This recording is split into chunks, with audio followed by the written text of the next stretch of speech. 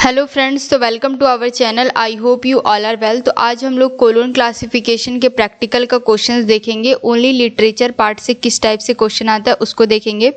और UGC net का 13 जून को एग्ज़ाम का डेट आ चुका है, तो आप लोग आराम से अच्छे से तैयारी कीजिएगा और अच्छे से एग्ज़ाम दीजिएगा। बेस्ट ऑफ लक पहले से मेरी तरफ से।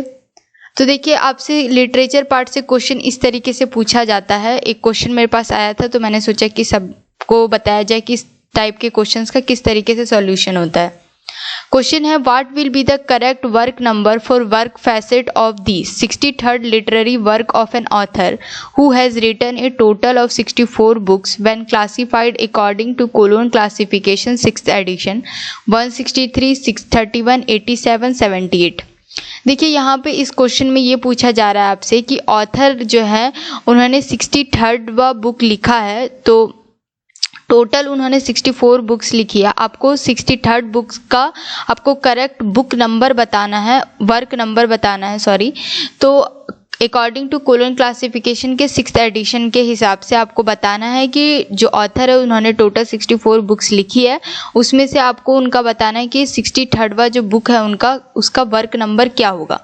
तो ऑप्शंस आपके पास हैं 163, 631, 87 एंड 78।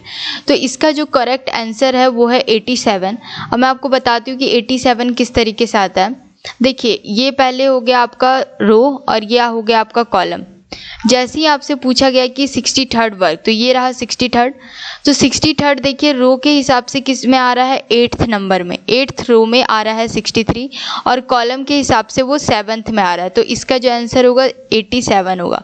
इसी तरह से अगर आपसे पूछा जाए कि कोई ऑथर है जिसका जो बुक है वो 29वां बुक का आपको वर्क नंबर बताना है, तो 29 आपका यहाँ पे आ रहा है। तो रो के हिसाब से ये 4थे नंबर पे और कॉलम के हिसाब से 5, तो इसका वर्क नंबर क्या हो जाएगा, 45। अगर आपसे पूछा जाए कि कोई ऑथर है जिसका 51 आपको बुक 51वें बुक का बुक नंबर बताना है, तो रो के हिसाब से 7 और कॉलम के हिसाब से 3, तो उसका वर्क नंबर क्या हो जाएगा, 73।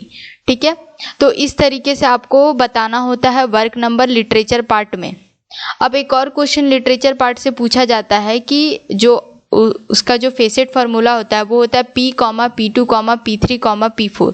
तो पूछा जाता है कि P क्या बताता है, तो P से आपको लैंग्वेज टाइप्स पता चलता है, लैंग्वेज आइसोलेट जो चैप्टर 5 में दिया गया है वो। उसके बाद P2 वो किस टाइप का लिटरेचर है, पोएट्री है, ड्रामा है, क्या है, वो आपको बताना होता है। P3 में ऑथर आता है, P4 में ऑथर का वर्क आता है कि ऑथर का ये कौन सा वह वर्क है। जैसे कोई बहुत सारे ऑथर होते हैं जो कि बहुत सारी किताबों को लिखते हैं, तो उसका आपको वर्क नंबर मेंशन करना होता है, तो ये जो होता है P4 में आता है। तो इस तरीके से आप लोग को वर्क नंबर निकालना है। आई होप आप लोग को समझ में आया होगा अच्छे से। तो थैंक यू फ्रेंड्स, मिलते हैं नेक्स्ट वीडियो में। तब तक हंसते रहिएगा, पढ़ते रहिएगा और चैनल को लाइक से सब्सक्राइब करना बिल्कुल मत भूलिएगा। Thank you.